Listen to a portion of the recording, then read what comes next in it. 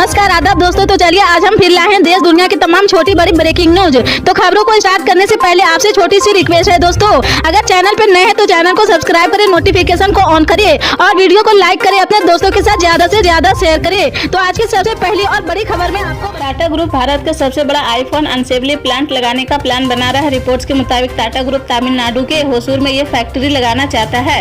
होसूर बेंगलुरु से महज 40 किलोमीटर की दूरी पर है।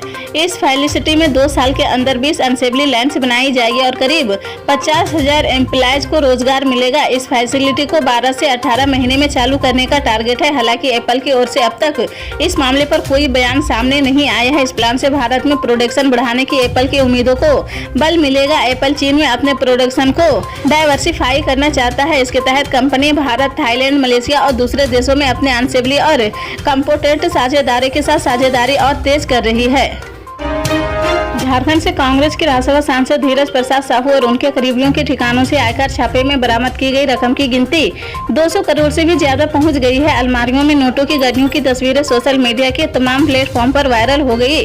खुद प्रधानमंत्री नरेंद्र मोदी ने इससे जुड़ी मीडिया में प्रकाशित एक खबर सोशल मीडिया प्लेटफॉर्म एक्स पर पोस्ट करते हुए लिखा है, देशवासी इन नोटों के ढेर को देखे और फिर नेताओं के ईमानदारी के भाषणों को सुने। जनता से जो लूटा है उसकी पाई पाई लौटानी पड़ेगी, यह मोदी की गारंटी है। प्रधानमंत्री ने अपने इस पोस्ट में हंसी वाली इमेज भी डाली है।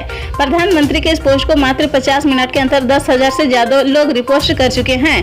भाजपा की केंद्रीय कमेटी और झारखंड राज्य इकाई ने भी इसे रिपोस्ट किया है। प्रधानमंत्री के इस पोस्ट के बाद झारखंड के भाजपा नेताओं ने कांग्रेस सांसद धीरज साहू की गिरफ्तारी की मांग की है। बता दें कि आयकर विभाग सांसद साहू और उनके रिश्तेदारों करीबियों के ठिकानों पर पिछले 3 दिनों से छापेमारी कर रहा। पश्चिम बंगाल की मुख्यमंत्री ममता बनर्जी ने शुक्रवार को अपने पार्टी की सांसद महुआ मोइत्रा को लोकसभा से निष्कासित किए जाने की निंदा की है। साथ ही बनर्जी ने इसे भाजपा की बदले की राजनीति करार दिया है। उन्होंने कहा कि महुआ यह लड़ाई जीतेगी। 49 साल की महुआ मोइत्रा को एथिक्स कमेटी की रिपोर्ट के बाद लोकसभा से निष्कासित कर दिया गया है। रिपोर्ट में मोइत्रा की सरकार की आलोचना करने के बदले रिश्वत लेने का दोषी ठहराया गया था। तृणमूल नेता पर सांसद में सवाल उठाने के बदले में व्यवसायी दर्शन हीरा नंदिनी से नकदी और महंगे गिफ्ट लेने का आरोप लगाया है। मुख्यमंत्री ममता बनर्जी ने कहा, यह भाजपा की बदले की राजनीति है। उन्होंने लोकतंत्र की हत्या कर दी है, यह अन्याय है। महुआ मोइत्रा लड़ाई जीतेगी, लोग भाजपा को करारा जवाब देंगे, उनके अगले चुनाव में हार देगी।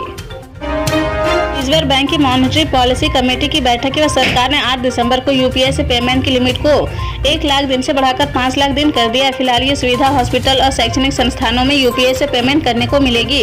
एनपीसीआई की वेबसाइट के मुताबिक अभी नॉर्मल यूपीआई पेमेंट की लिमिट 1 लाख से, जबकि कैपिटल मार्केट कलेक्शन, इंश्योरेंस और फाइनेंस इन्वेस्टर पेमेंट्स की लिमिट 2 लाख रुपये कर दी है। इसके अलावा सरकार ने 1 लाख तक के ऑटो डेबिट वाले यूपीआई पेमेंट पर एक्स्ट्रा फैक्टर ऑथेंटिकेशन की छूट दी है। अब तक 15,000 से ज्यादा के ऑटो डेबिट पेमेंट के लिए एक्स्ट्रा फैक्टर ऑथेंटिकेशन की जरूरत होती थी।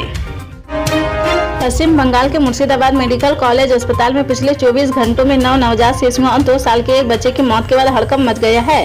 मेडिकल कॉलेज में करीब 10 साल बाद ऐसी घटना दोबारा हुई है, जिसमें एक दिन में इतने बच्चों की मौत हुई है। बच्चों की मौत के बाद से अस्पताल में अफरा तफरी फैल गई है। अस्पताल के अनुसार बच्चों की मौत कुपोषण, श्वसन संबंधी समस्याओं आदि के कारण हुई है। मुर्शिदाबाद मेडिकल कॉलेज के प्रिंसिपल अमित दाऊ ने कहा कि इस बार बच्चों की मौत अलग अलग कारणों से हुई है। प्रिंसिपल ने कहा कि 3 बच्चों की मौत मार्टिमा की वजह से हुई है, जबकि एक की मौत रेस्पिरेटरी कोलिडेंसी सिंड्रोमा के कारण हुई है। जन्म के साथ अत्यधिक कम वजन के कारण एक की मौत हो गई है। जन्म के बाद एक बच्चे का वजन सिर्फ 400 ग्राम था।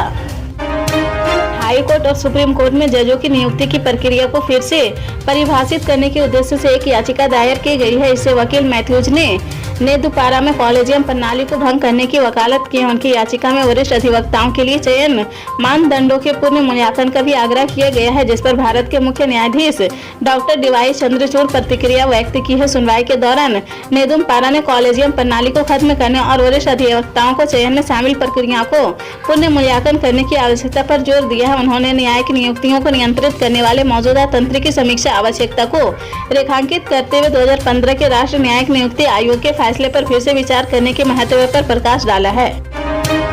मिजोरम पीपुल्स मूवमेंट के नेता लाल दुहोमा ने शुक्रवार को मिजोरम के मुख्यमंत्री के रूप में शपथ ली है। यहाँ राजभवन में आयोजित एक समारोह में 73 वर्षीय लालू दुहोमा के साथ 11 अन्य लोगों ने भी राज्य मंत्री के रूप में शपथ ली है। उनमें से 7 ने कैबिनेट मंत्री और 4 ने राज्य मंत्री के रूप में शपथ ली है। राज्यपाल हरिबाबू कंभापति ने लाल दुहोमा और अन्य मंत्रियों को पद और गोपनीयता की शपथ दिलाई है। 40 सदस्य विधानसभा वाले मिजोरम में मुख्यमंत्री सहित 12 मंत्री हो सकते हैं।